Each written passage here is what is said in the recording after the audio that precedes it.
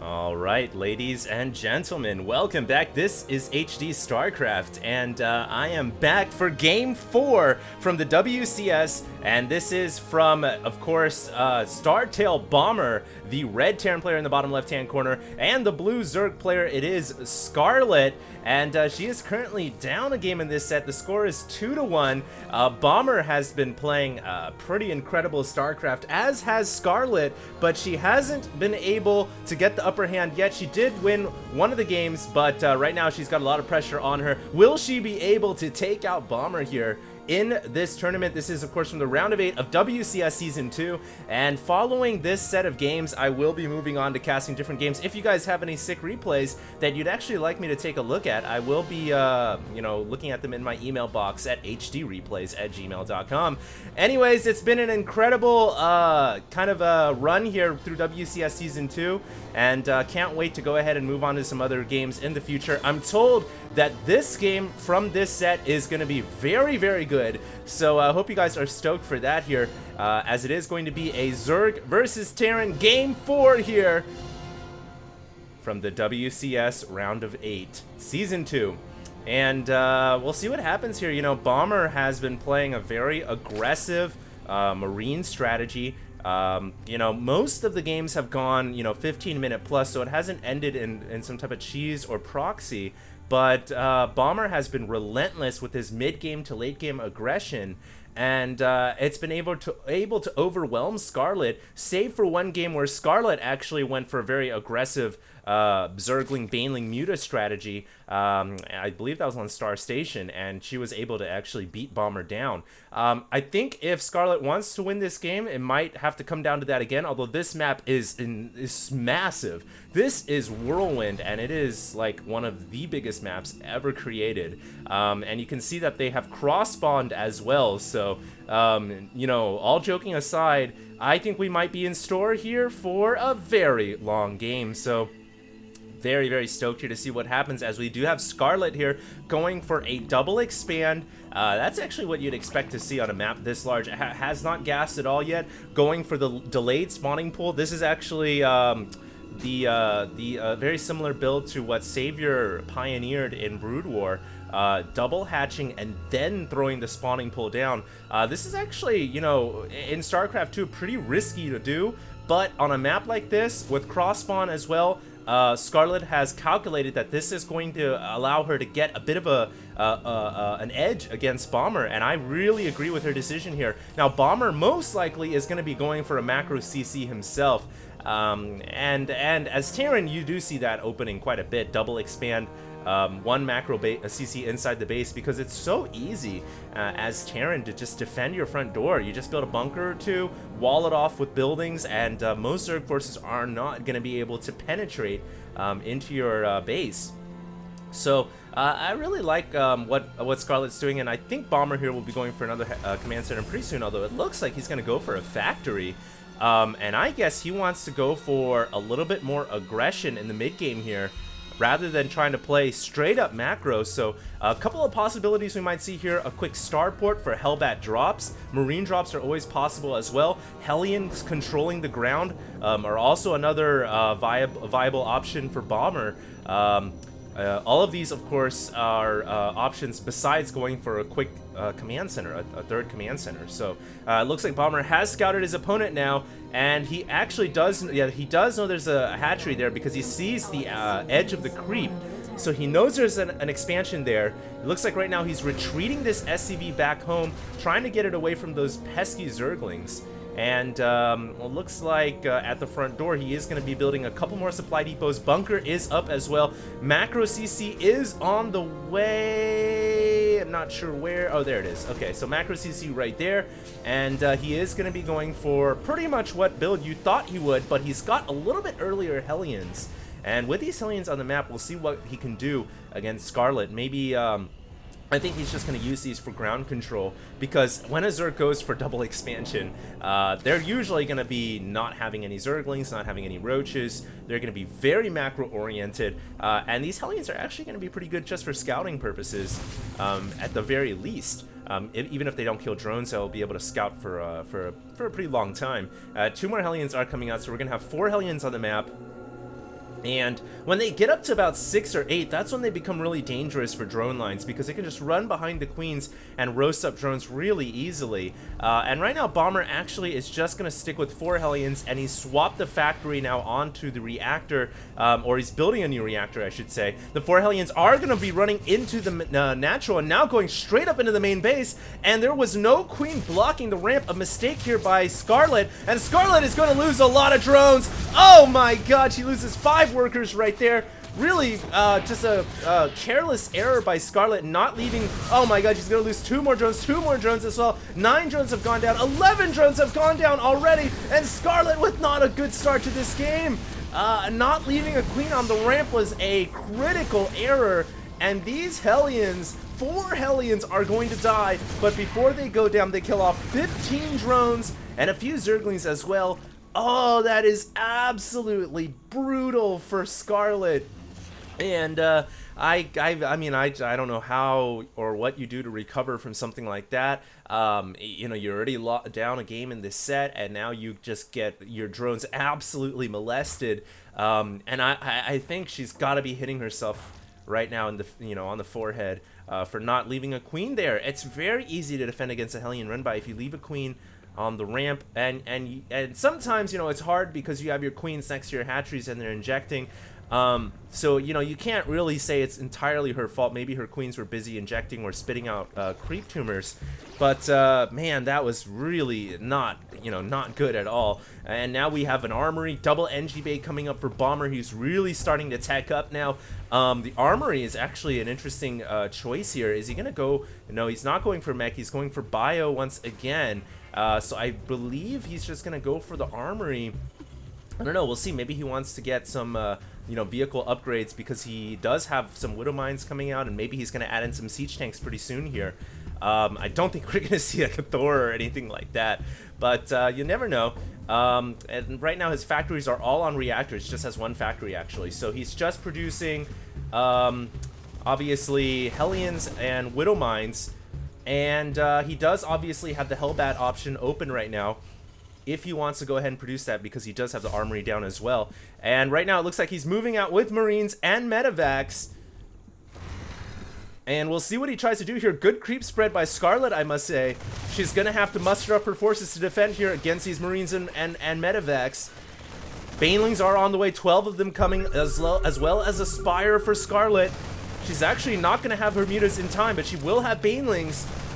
Her creep tumors are starting to get taken down in the middle of the map here. Widow Mines could get underground as well and prove to be very hard to deal with for Scarlett. Widow Mine now is going underground. The Marines are going to, of course, retreat away from the mine. And they're... Oh, whoa! Gotta be careful there. You can see that mine doing damage not only to the Marines, but also killing off a bunch of Zerglings and Banelings. And Bomber trying to use that strategy where he picks up the Marines to avoid friendly fire damage. But one of the Medivacs actually taking a beating there as the mine does hit ground and air. You can see now Bomber trying to get away from those forces. It was attempting to drop into the main base, has reinforcements coming into the middle of the map at the same time as well. 2-2 upgrades are coming for the Terran player at the same time, and Bomber kicking it into very high gear here, trying to apply as much aggression as possible. Still has a mine here underground, gonna be continuing to do damage, has 11 kills already. You don't see a Sergeant Widow Mine very often, but there you have it. Marines, take heed and follow your mine's orders. More mines going underground here, and these mines are going to do some damage. That Medivac almost taking some damage from the Widow Mine splash, but able to avoid it just in time. And now dropping once again into the main base is Bomber. Has 2 Medivacs here supporting these Marines. Marines are about to get 2-2 upgrades, so they're going to be able to outclass the Zerg army pretty soon here. Mutas are being produced as I think Scarlett now realizes, hey, I mean, I'm going to need some Mutalists to deal with this Medivacs that are continuing to harass my mineral line. Although only 15 drones have gone down, that's the same number of drones that went down earlier from the Hellbats. And actually, Scarlett has been able to hold. She makes her defense, and the resources loss showing that things are very close here. So Scarlett able to even things out a bit, and the continuing harass from Bomber didn't look like it hit any real resources or anything critical. And you can see that Scarlett now has cleaned up most of the Marines, most of the Medivacs. Very nice job by Scarlett.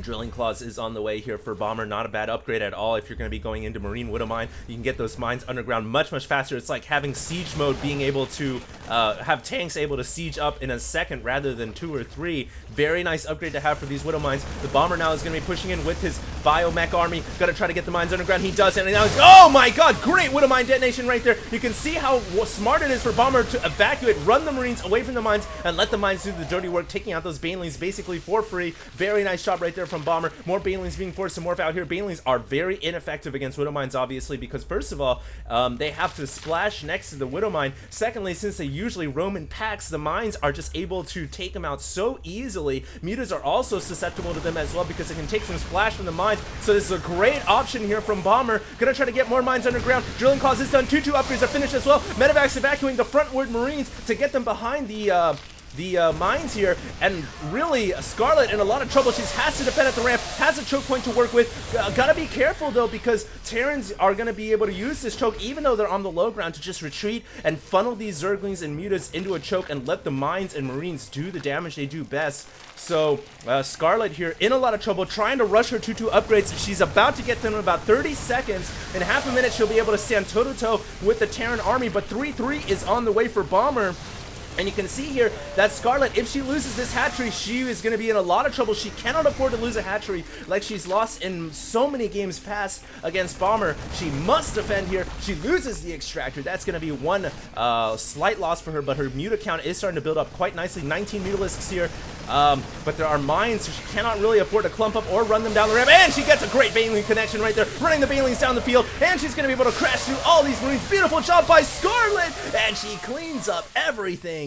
That is exactly the play she needed. And, you know, she was just waiting for the right opportunity to move in. Now she's going to be able to open up into the middle of the field, but she has to be careful. A lot of mines here next to this Xel'Naga tower, 6 in total. Of course, that is why she keeps Overseers with her army, though they are a little bit slower than Mutalisks are, so you have to be careful when you run in with your army. Gotta wait for those Overseers to catch up. One more thing that you do have to micro in, you know, a game of ZvT like this. And here comes Scarlett once again with her Mutas and Zerglings and Banelings, gonna try to go crash through. Is she gonna be able to have enough forces here to do the damage she needs to do? She runs over all the Widow Mines there with her Banelings. More Widow Mines going underground. Banelings detonating, and of course the splash damage from the Banelings able to kill off the Widow Mines quite nicely, because you do have to remember mines are considered light, so if the Banelings do connect on a Widow Mine, they are able to kill it so very easily. So it's a nice job right there. And one medevac actually going down up here to the north. You can see one Marine fell to the ground. Poor guy. Overlord over here on the left hand side does poop out some creep, but is immediately taken out so that the command center will have some real estate to land down. Muta is now coming in trying to reinforce the poop, I guess. But oh, Scarlett gotta be careful here. Not sure what she's doing, trying to take out a Widow Mine or two, it looks like, but she has to be careful against this army. Those Marines are 3-3. They are, you know, they are operating some high-powered rifles right there, and they've got some armor and shields to boot with medevac support. These Mutas will not be able to take them out unless there is heavy Baneling support. We do have Hive on the way here, so it looks like Scarlett is going to be going up to tier 3. Great decision from her. The Terran army is really spreading out. Look at the mini-map. It's going all over the place now, funneling into the center core of Whirlwind. We do have a bunch of Banelings that were forced to be canceled off because, of course, Scarlett didn't want to lose her Banelings that were morphing. One hatchery at the 12 o'clock position is now under attack. This is one of the best games here from the set, and I've got to say that it's still, you know, it's only 19 minutes in. Don't know who's ahead right now. Both armies are maxed out. It looks like Scarlett is going to move in here with her Zerglings and Banelings. A lot of Widow Mines she has to work through, though, and I don't think she's going to have enough. Her Muta is coming in through the left-hand side as well, but she doesn't have enough, but a huge army of reinforcing Banelings are going to crash on through. Goodbye, Terran army. And that is exactly what Scarlett needed. Once again, another beautiful hold, but she loses the 12 o'clock expansion all the same. So not, you know, while it was good, it wasn't without its cost. For Scarlett, you can see the resources lost very close, about 20k per side. The army of spies has been sent out, apparently. A bunch of changelings coming out here, and more Marines coming through. Oh man, look at that target fire right there. Bomber having a lot of practice, I guess, in his practice games, target firing down those changelings before they can even morph into Marines. Very nice job right there. Now, Scarlett has about 23 mutas. Her muta count, one thing I've got to say she does very well in Zerg versus Terran, she keeps her mutas alive. She does not let those go down. They are the backbone of this mobile Zerg army. If you lose all your mutas, then the Terran army will overrun you. So very nice job by Scarlett here keeping her mutas alive. But now you got to wonder, will she tech up to tier 3? Maybe go for Ultras or Broodlords, because she does have tier 3 available to her. She's getting 3/3 upgrades right now. That's one thing she needs as well, because she is outclassed right now by Bomber, who's already on 3/3, and Bomber is pushing in. A ton of SCVs actually coming through here, and those mutas were not there in time to catch the mutas, the SCVs as well. You can see though that the mutas are on the way back home, trying to defend here against the Terran army. Beelings come crashing through down the ramp again. The rocks are not there this time, so it is more open for the Zerg to flood down to the ground, and it looks like Scarlett cleans up the Terran army yet again, and oh, this is huge. She can get rid of all these medevacs too, which are also going to be, you know, they're a huge thorn in the Zerg side when those medevacs are continually healing the bio army. So a lot of medevacs going down there, and just like that, she evens up the resources lost tab. This is an extremely close game. 171 supply to 129. Tons of Widow Mines have reloaded their payload here, so they are ready to take out some units. Some Marines getting encountered there by the mutas. More medevacs dropping over to the 12 o'clock position, and the medevacs now flying over into the main base. Zerg army quickly rolling back home to try to defend here. The main base obviously has all the critical tech structures, and Scarlett doesn't want to let that go down, but in the meantime, she's left herself exposed over here at this expansion, trying to bring back home some Zerglings to defend here, but there's a ton of Widow Mines. She has to be careful. Oh, detonations, detonations, detonations, and the Zerg army gets obliterated by mines. The Overseers are here, but unfortunately, she just doesn't have enough forces to take them out. It looks like she was able to clear up the medevac drop to the north without losing any critical structures. Adrenal glands is, of course, being researched, and we do have 3/3 about to finish up. Once Scarlett finishes adrenal glands and 3/3, her Marines, or excuse me, her Zerglings are going to be able to really rip through these Marines, or maybe not rip through, but they'll be able to stand up to these Marines because they'll have better armor, better claws, I guess you could say, and way faster attack speed. That helps immensely against the Marines. You get a surround with cracklings, and it's over. So yeah, these Marines have to be careful now as those upgrades are finishing up. You can see 3/3 about to finish. Adrenal glands is already done. Muta's flying in here, and it looks like she will be able to clean up this Marine army, at the same time sending in her cracklings, and watch them go to work. 3/3 just now finishing as well, and it looks like these SCVs are gonna run for it, but 6 workers did go down right there, and it looks like in the meantime Muta's now flying over here to the north. Gotta be careful, a lot of mines going down, and boom! Landing on those Mutas. Crippling blows dealt right there, but unfortunately for Mutas now, they do have tissue regeneration. They'll be able to regenerate health very quickly, and the Mutas that were softened up by the cracklings getting picked off, intercepted by these Mutas as well. 12 more Mutas were just produced. They are going to be joining up into this main flock pretty soon here. You can see that the muta count is just getting absolutely ginormous. 36 mutalisks now are on the field, and at some point you've got to think that Bomber is going to build a Thor or two here to help assist with the anti-air. I mean, he's been relying on mines almost exclusively, that and Marines, to deal with these mutas, but that muta clump has not went down in size. It's just continued to build up larger and larger. I would imagine a Thor or two would not be a bad idea, but you know, we'll see if he decides to go for it. He's also got, you know, vehicle and ship plating level 1, just to help with his medevac armor, I suppose, which is nice. Some changelings coming out here, and it looks like, you know, he's obviously using the changelings to try to proc the Widow Mines, and here comes the Banelings, and they do go crashing through, but it looks like most of them are taken out. Now there's just some Marines left over. They are going to be able to rip through some of these mutalisks here before they go down. Very nice right there from both sides, actually trading off quite nicely. And yeah, that's one of the reasons why, if you guys are wondering why Zerg, you know, they build